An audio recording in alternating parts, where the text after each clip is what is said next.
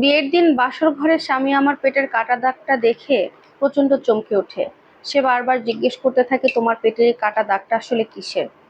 আমি ভয় পেয়ে গলা কাঁপা কাঁপা অবস্থায় তাকে বললাম, গত 2 বছর আগে আমার একটা ছেলের সাথে সম্পর্ক ছিল। অনেক ভালোবাসতাম ওকে, ও আমাকে ভালোবাসতো। একদিন হঠাৎ করে বলল ওর জন্মদিনের একটা ছোট্ট পার্টিও অ্যারেঞ্জ করেছে, সেখানে আমাকে যেতেই হবে। কিন্তু আমরা তো কনজারভেটিভ ফ্যামিলিতে বড় হয়েছি। সেখান থেকে একটা মেয়েকে সন্ধ্যার পরে ফ্যামিলি থেকে কোথাও থাকার জন্য অ্যালাউ করে না। কিন্তু ভালোবাসার মানুষকে খুশি করার জন্য আমি আমার পরিবারে বাবা মায়ের কাছে মিথ্যে কথা বলে সেদিন সন্ধ্যায় আমি সেই অনুষ্ঠানে গিয়েছিলাম। এবং আমার বয়ফ্রেন্ড অনেক বেশি খুশি হয়েছিল। আমি যাওয়ার পরে সে কেক কাটলো, বেশ গান বাজনা করলো, ডিনার আইটেম ছিল, খাওয়া দাওয়া করলো। কিন্তু সবকিছুর মাঝে না হঠাৎ করে আমি অসুস্থ হয়ে যাই, মাথা ঘুরে পড়ে গিয়েছিলাম। তারপরে আমার আর কিছু মনে নেই। যখন আমার জ্ঞান ফিরলো তখন দেখি আমি আমার বাড়িতে বিছানায় শুয়ে আছি। পরে আমি আমার মাকে ডেকে জিজ্ঞেস করলাম যে, মা আমাকে কে রেখে গেছে, আমি কিভাবে এখানে এলাম? তখন মা বলল, তোর দুটো বান্ধবী আর একটা বন্ধু এসে তোকে এখানে রেখে গেছে, তুই নাকি মাথা ঘুরে পড়ে গিয়েছিলি। তো সব মিলিয়ে আমি বিষয়টা ক্লিয়ার হওয়ার জন্য আমার বয়ফ্রেন্ডকে কল করি, কিন্তু সে আমার কলটা রিসিভ করে না এভাবে 3 দিন পার হয়ে যায়। 3 দিন পরে সে আমাকে ফোন দিয়ে বলে, দেখো তুমি একটু অসুস্থ হয়েছিলে, এই যা। তো আর তেমন কিছু না। তো আমি একটু ব্যস্ত আছি, কাজে থাকবো, আমাকে ফোন করো না, এভাবে আমাকে পাবে, আমি যখন ফ্রি হবো তোমাকে কল দিব।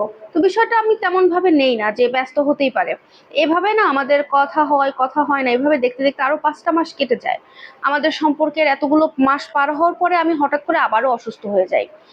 মাথা ঘুরে বমি হচ্ছিল, পড়ে যাই। তো ডাক্তার এসে আমাকে কিছু টেস্ট করে এবং টেস্টের রিপোর্টে আমাদেরকে জানায় আমি নাকি প্রেগনেন্ট। এই কথাটা শুনে আমার মা বাবা বাড়ির প্রত্যেকটা লোক অনেক অবাক হয়। সবচাইতে বেশি অবাক হই আমি, কারণ আমি প্রেগনেন্ট হয়েছি কিভাবে আমি নিজে কিছুই জানি না। তখন আর আমার বুঝতে বাকি থাকে না যে ওই দিন রাতে আমার সাথে কে কি করেছিল, কিভাবে আমার সাথে এত বড় সর্বনাশ করলো, আমাকে এভাবে ঠকালো। বিষয়টা আমি আমার বয়ফ্রেন্ডকে কল করে জানালাম এবং সে খুব বাজে ব্যবহার করে ওই মুহূর্তে আমার সাথে। আমাকে সরাসরি বলে যে, তোকে শুধু ইউজ করার জন্য সম্পর্কে জড়িয়েছিলাম, তোর মতো মেয়েকে কে বিয়ে করবে, আমি তো কখনো বিয়ে করব না। তুই এই সমস্ত কিছু ভুলে যাস, আমাকে আর জ্বালাস না ফোন। আরো অনেক অনেক খারাপ কথা আমাকে বলে। তো সব মিলিয়ে ওর সাথে আমার আর কোনো যোগাযোগ হয় না। তবে বাড়ি থেকে তখন আমাকে সবাই বলে যে বাচ্চাটা নষ্ট করতে হবে।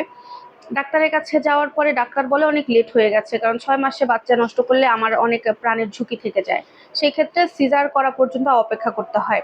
আর এই দাগটা আসলে সে সিজার করে বাচ্চা নষ্ট করার দাগটাই। আমার সব কথা শুনে আমার হাজবেন্ড আমাকে বলে, দেখো তুমি আর তোমার পরিবার মিলে তো আমাকে ঠকিয়েছো।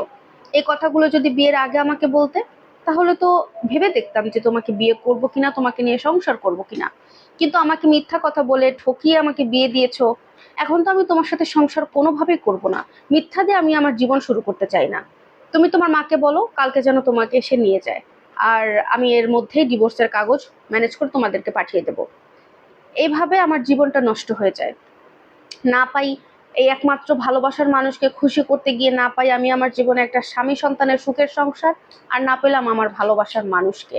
আমার জীবনটা পুরো নষ্ট হয়ে গেল শুধুমাত্র একটা মানুষের জন্য। নিজের ভালোবাসাকে বিশ্বাস করে পুরো জীবনটা নষ্ট করে ফেলেছি। আমার মতো বোকামি আর তোমরা কেউ করো না।